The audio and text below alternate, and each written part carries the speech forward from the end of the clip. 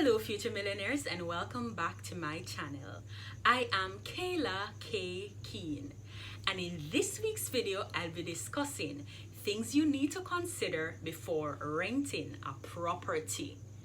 I know that as adults, most of us at some point in our life will probably have to rent before we go from renting to home ownership. However, there are some very important points that you need to note before you go ahead and pay out your money as rent. If you are interested in learning more, keep watching the video. But firstly, click the thumbs up icon for me and subscribe if you have not already done so. There's one final thing that I want you to do, and that is share the video with a friend so they can also benefit from the information. But give me a second, I'll soon come back.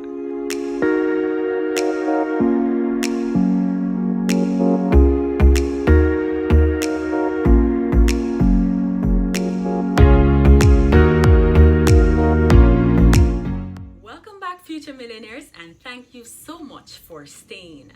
As I said before, in this week's video, I'm looking at some of the things that you should consider before renting a property. In this video, I'm going to look at the financial considerations, but I'm also going to touch on some legal and social considerations. Before I go any further though, I want to say a special thank you to everyone who has subscribed to my channel. It means a lot to me and I appreciate you. But in addition to that, I also want to say thanks to my inner circle, the people who keep me going and keep me motivated to record and film and upload for you. These persons are my mom, Donna Marie, my friends, OB, Winston, Sasha, Michael, and Richard. Thank you so much for all you've done and I really appreciate you.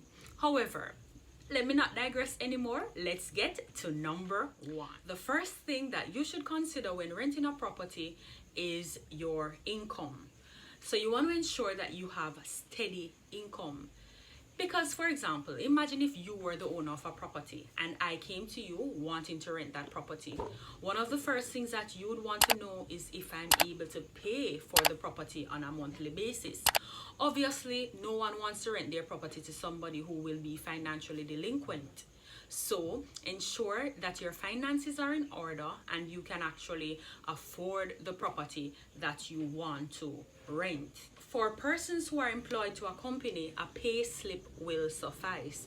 However, if you are self-employed, you need to ensure and start now that you're routing money through your account so that you can prove to the renter through a bank statement that you have enough money and you will not be delinquent if the property is rented to you. So go ahead and route money through the account, but not only route money through it, ensure that there's money in the account at all times. The second thing that you want to ensure is that you have documentation, personal documentation that is. This would include a TRN number and proof of address. Remember, proof of address can be a letter that was sent to the address that you are living at now. It does not have to be in your name. It can be in someone else's name as long as it has the address on it. And national ID. Regular driver's license are your national ID.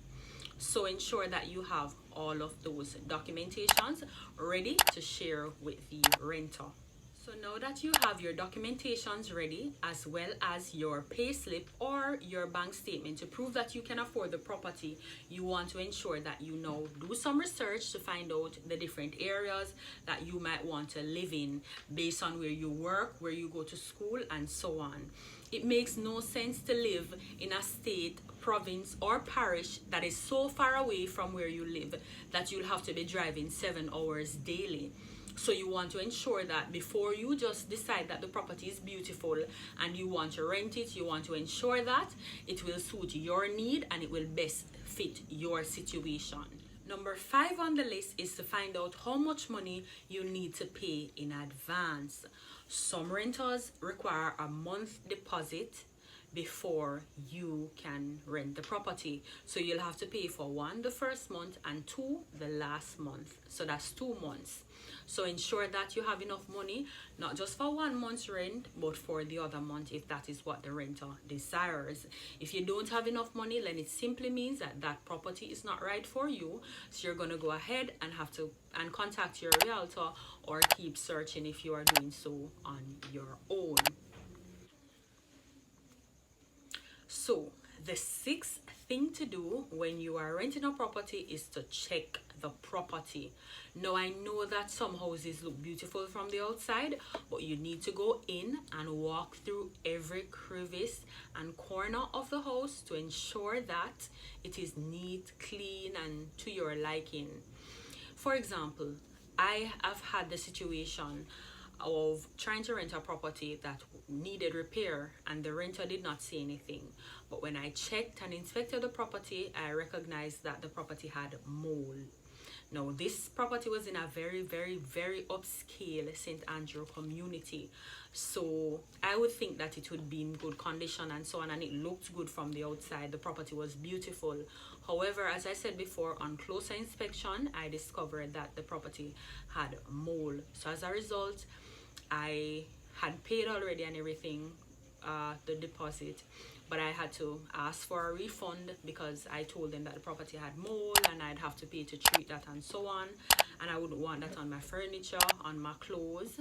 So luckily I got my money back. So do your research and ensure that the property is not in need of repair or so on. Additionally, there are some renters who love to rent, especially here in Jamaica, without even painting the property. So that is why it is so important to check. And if it is that the property needs to be painted or something needs to be done, let them do it before you move in, because I can guarantee you, once you move in, everything slows right down. So ensure that that is done before you move into the property. You don't want to have to take up personal repair responsibility for a property that your name is not on the title.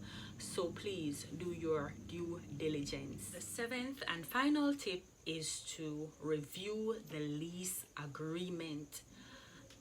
I know that some persons do not like to read.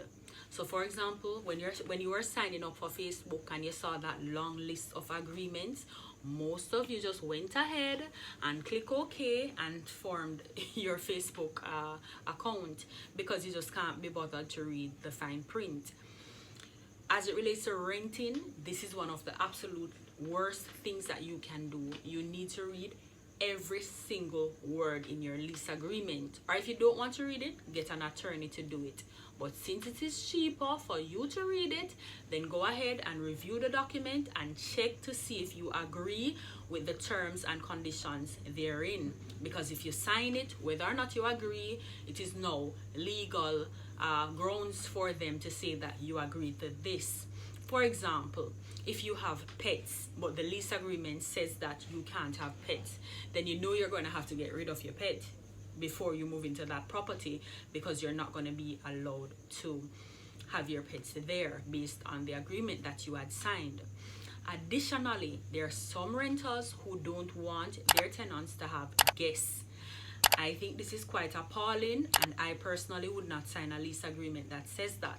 However, a lot of persons, because they do not read, have signed such lease agreements, and now they can't even have over their mother for the Christmas holidays. So be very careful and think before you sign, and read before you sign. If you don't understand something, or you would prefer for it to be worded differently, remember you can ask them to do that also. For staying to the end, future millionaires, here is a bonus tip. Before moving into any property, ensure that you deep clean the property. You don't know who was living in the space before, and germs can pass on from one person to the next.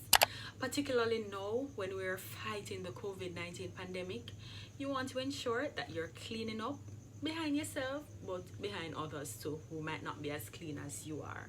So sanitize the place, disinfect, and keep the area clean. Clean it up before you move your items into that area. Look out for things like mold, as I said before, because that's very dangerous.